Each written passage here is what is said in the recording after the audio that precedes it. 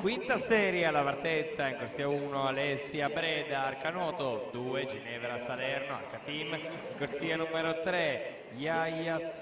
Suria, Courage Terera, CSS, corsia numero 4 Sveva Volpe, Arcateam, alla 5 Margherita Mondin, Nuoto Mira, corsia numero 6 Anna Baccichetto, Arcanuoto, la 7 Emma Misetto, Arcanuoto, corsia numero 8 Giulia Gubiolo, Acquapolis.